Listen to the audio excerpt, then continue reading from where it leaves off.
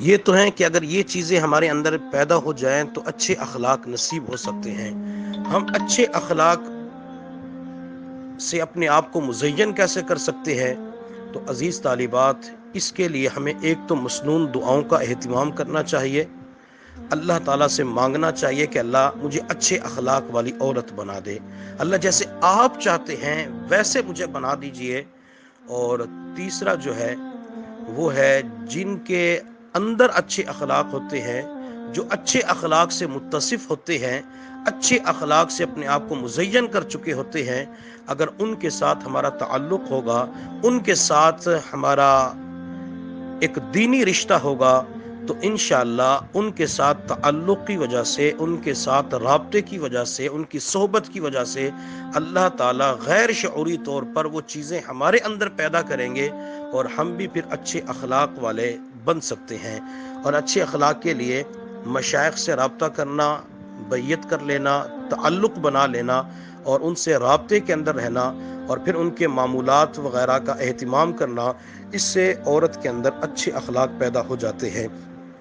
پھر جس عورت کے اندر بد اخلاقی ہو کہ وہ دوسروں کے اوپر ترس نہ کھائے، وہ دوسروں کے ساتھ نرمی کا معاملہ نہ کرے، وہ پردہ پوشی کا معاملہ نہ کرے، وہ برداشت کا جذبہ اس کے اندر نہ ہو، تو یہ بد اخلاقی کے اندر آ جاتی ہے۔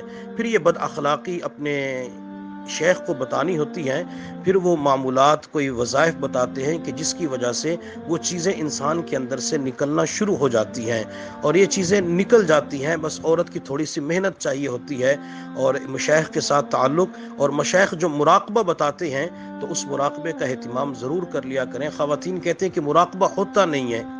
اللہ کی بندیوں، اسلام کی پاکیزہ مقدس شہزادیوں، جب تک نہیں کریں گی اس وقت تک نہیں ہوگا، اور جس وقت کرنا شروع کر دیں گی وہ ہو جائے گا۔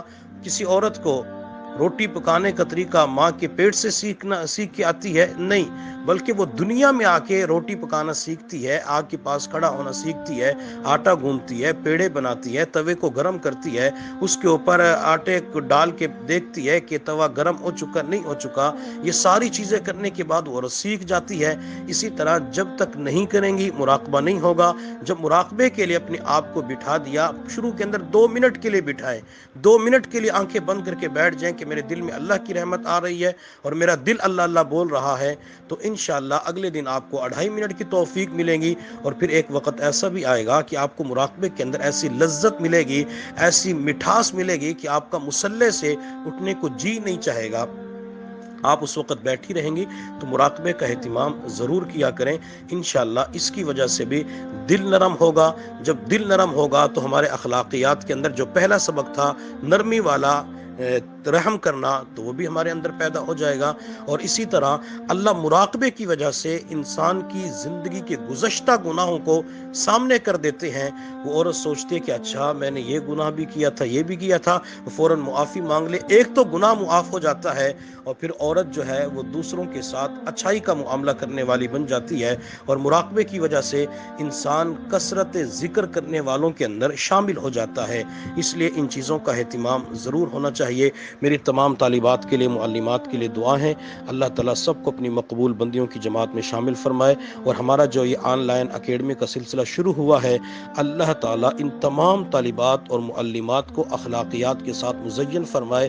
ان تمام گروپس کے اندر کوئی ایک طالبہ اور معلمہ بھی ایسی نہ ہو جو دین کے اوپر دھبا بنے، بلکہ انشاءاللہ مجھے اپنے اللہ کی ذات سے قوی امید ہے کہ خواتین یہ سیکھنے سکھانے کے اندر مشغول رہیں گی، جو کچھ سنتی ہیں اس کے اوپر عمل کرنا شروع کر دیں گی، انشاءاللہ وہ اللہ کی نیک بندیاں اور مقبول بندیاں بن جائیں گی، اور ان کے ساتھ اللہ تعالیٰ محبت کا معاملہ فرمائیں گے۔ اللہ رب العزت کی بارگاہ میں دعا ہے اللہ تعالیٰ تمام طالبات کو اخلاقیات کے ساتھ مزین فرمائے۔ پر آخر کے اندر ایک شعر بیان کر کے بات کو مکمل کرتے ہیں۔